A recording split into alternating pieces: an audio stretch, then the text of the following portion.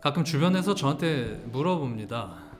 소장님, 왜 돈 되는 입시 레슨은 안 하시나요? 솔직히 말씀드리면 안 하는 게 아니라 하기 싫은 겁니다. 저희 스튜디오에는 20대, 30대, 많게는 40대까지의 다양한 나이대 배우들이 함께하고 있습니다. 그런데 이미 데뷔를 한 프로 배우들조차 가끔은 입시생의 마인드에 갇혀있는 것을 경험하거든요. 저도 입시학원에서 일한 적이 있었고 그때 경험으로 생각을 해보면 첫 단추를 잘못 끼워서 배우의 길은커녕 첫 발도 못 대보고 포기하는 친구들을 많이 만나왔습니다. 왜 그렇게 됐을까요?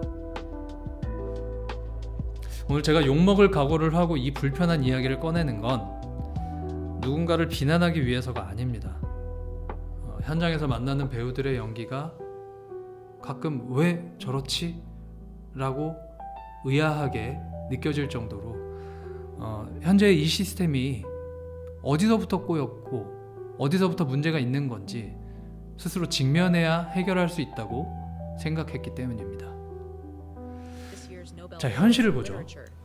세상이 정말 많이 변하고 있습니다. 이제 AI가 연기도 합니다.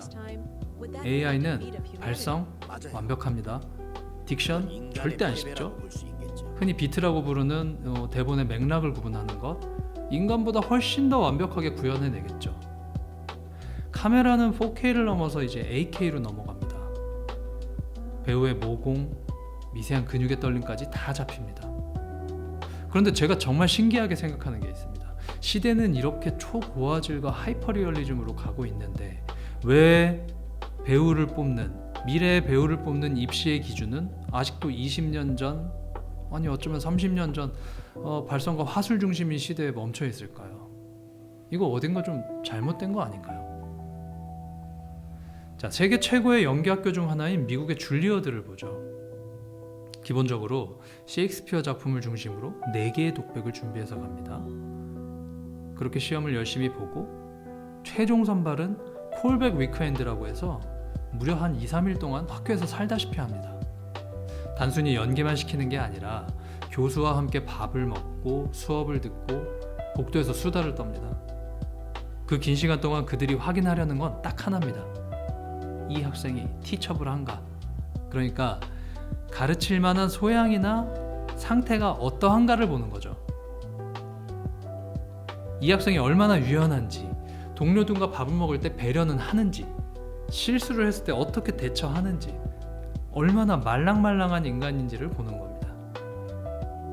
결국에는 기교 뒤에 숨는 것이 아니라 본질을 드러내는 지원자가 최종 입학을 하게 되겠죠. 영국의 왕립연극학교인 라다는 더 적나라합니다. 연기를 하는 도중에 심사위원이 갑자기 끼어듭니다. 자, 잠깐만, 그 대사 5살 조카한테 동화책 읽어주듯이 다시 해볼래요? 라든지 아주 로맨틱한 연기를 하는 도중에 상대가 당신을 죽이려고 칼을 들고 있어요. 그 대사를 살려달라고 비는 것처럼 해보세요. 이런 디렉션을 즉석에서 합니다. 준비해온 것을 무너뜨리는 겁니다. 왜 그렇게 할까요? 준비해온 연기를 벗어나서 지금 이 순간에 반응할 수 있는 살아있는 신경계를 가졌는지를 테스트하는 겁니다. 이렇게 이미 오래전부터 영미권의 연기교육은 기계적으로 연기를 하는 배우가 아니라 매 순간 반응하는 진짜 인간을 찾고 있다는 증거인 거죠. 그런데 우리는 어떻습니까? 길어야 2분입니다. 그 짧은 시간에 연기와 특기를 다 보여주고 심사위원들의 마음에 들기를 강요받습니다. 그러니 학생들은 어떻게 하겠습니까? 자신에게 맞지도 않는 캐릭터를 골라서 자극적인 연기를 하고 절대 틀리지 않으려고 기술적인 표현에 집중합니다. 심지어 학원에서는 종종 이렇게 가르치기도 합니다. 이 대사하고 숨 쉬고, 이 대사하고 손 올리고, 이 대사하고 소리 질러. 학생들은 틀리면 큰일 나는 줄 알고 벌벌 떨면서 실수 안 하는 기계가 되어가는 거죠. 가장 유연해야 될 나이에 뇌가 가장 딱딱하게 굳어버리는 겁니다. 그렇게 치열하게 대학에 들어갔으면 뭐 거기서라도 좀 해방이 되어야 되는데 입학하면 뭐가 기다리죠? 여전히 일부 학교에서는 선배라는 이름의 또 다른 심사위원들이 기다리고 있죠. 예술적이고 발전적인 토론보다는 인사 90도로 박는 법을 먼저 배우고, 창의적인 생각보다는 줄 서는 법 혹은 뭐 교수님한테 비위 맞추는 법을 먼저 배우게 됩니다. 이런 경직된 군대식 위계질서 속에서 이제 막 20살이 된 그 말랑말랑했던 뇌는 시멘트처럼 굳어가죠. 선배님, 제 생각은 다른데요 라고 말 한마디 못하는 배우가 어떻게 카메라 앞에서 수백 명의 스태프를 뚫고 나가서 관객들을 설득시킬 수가 있을까요? 학원 선생님들을 비난하려는 게 아닙니다. 그분들도 답답하시겠죠. 알고 있습니다. 이게 굉장히 낡은 방식인 걸 알면서도 당장 합격률을 내야 하니까 뭐 혹시라도 튀게 했다가 떨어지면 어떡하지 하는 그런 불안감 때문에 안전하게 정답을 가르칠 수밖에 없는 이 시스템의 관성이 문제인 겁니다. 하지만 여러분, 학원 선생님이 여러분의 배우 인생을 책임져 주나요?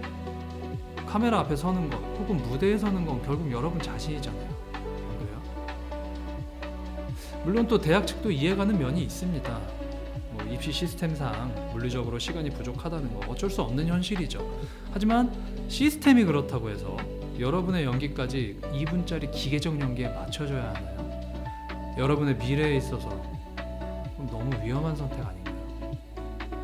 자, 현실은 인정합니다. 하지만 그 시스템에 맞추느라 여러분의 본질까지 2분짜리로 전락시켜서는 안 된다는 겁니다. 자, 여러분 냉정하게 비교해보세요.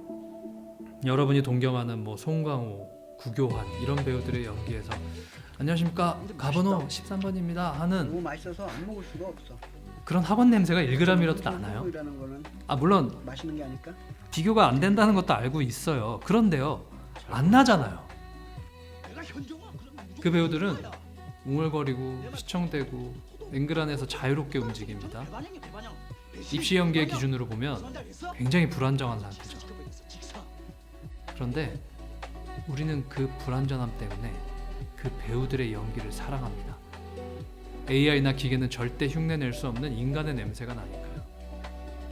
그러니까 제 질문은 왜 돈을 주고 여러분의 가장 큰 무기인 인간미를 스스로 거세하고 있냐는 거죠. 이제 여러분 스스로가 잘하는 연기의 기준을 바꾸셔야 됩니다.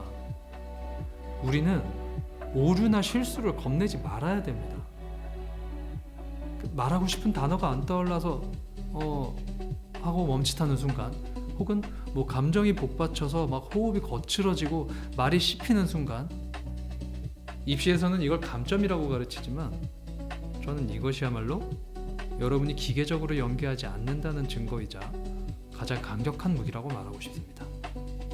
오해하지는 마시고요. 뭐 연습 부족으로 대사를 젓는 걸 말하는 건 아니라는 거 아시죠? 인물에 대해서 치열하게 준비한 배우가 그 순간에 살아있는 충동 때문에 엇박자가 나는 그 찰나의 순간, 그런 것들이 진짜 살아있는 순간의 연기라는 겁니다.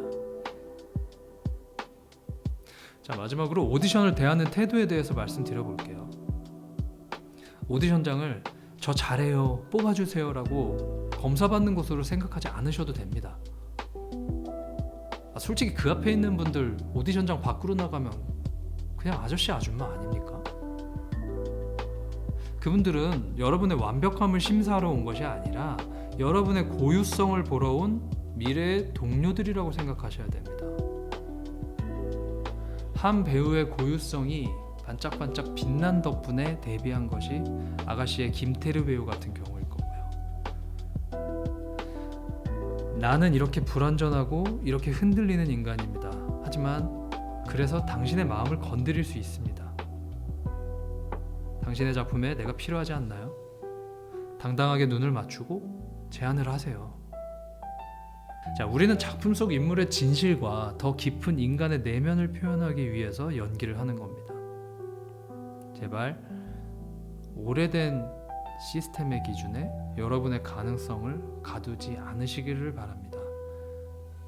가장 인간적인 것이 가장 강력한 경쟁력이라고 생각합니다.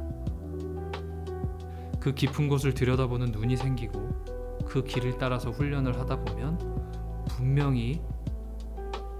확신하지만 분명히 좋은 연기를 하는 순간은 찾아올 거고요. 힘든 연기의 길을 가고 있는 여러분과 늘 함께 걷겠습니다. 지금까지 코워크 액팅 스튜디오 연기연구소장 심정우였습니다. 오늘도 고생하셨습니다. 감사합니다.